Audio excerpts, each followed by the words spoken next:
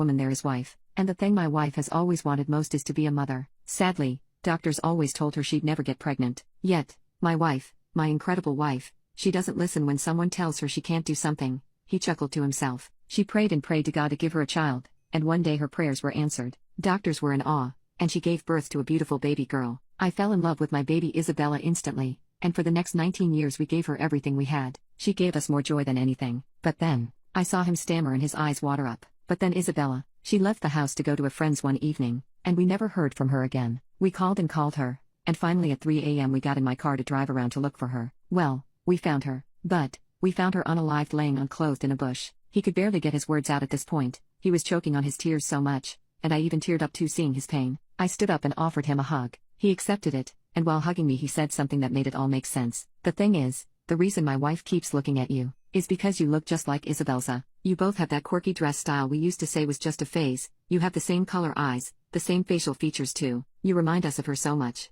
He pulled away from the hug and took out his wallet. He then showed me a picture of him, his wife and Isabella wearing matching Christmas pajamas. She looked around my age in the photo, and the resemblance was uncanny. We literally could have been twins. I remember crying myself when I saw it, and after I wiped my tears the man asked me for a favor. He told me that every time his wife sees me, she wants to talk to me, just to feel like her daughter is alive. He asked me if after they finished their meal his wife could come up to me for a small mother-daughter chat. You don't even have to tell her what you're actually doing in life. Please just talk to her, make something up. I told him I'd be glad to do that, and he went back to his table after one more hug. And indeed after their meal, the woman came up to me. We had a 5-minute conversation about how I was doing in life. I told her I was a director at a fashion firm now, and she just smiled. I always knew my baby girl was so smart. I always said you'd achieve great things, Izzy sweetie. When she stood up and walked off, she hugged me and told me to keep pushing, because no matter how hard it gets, she knew her Izzy was too strong of a soul to let life beat her. Those words stick with me to this day.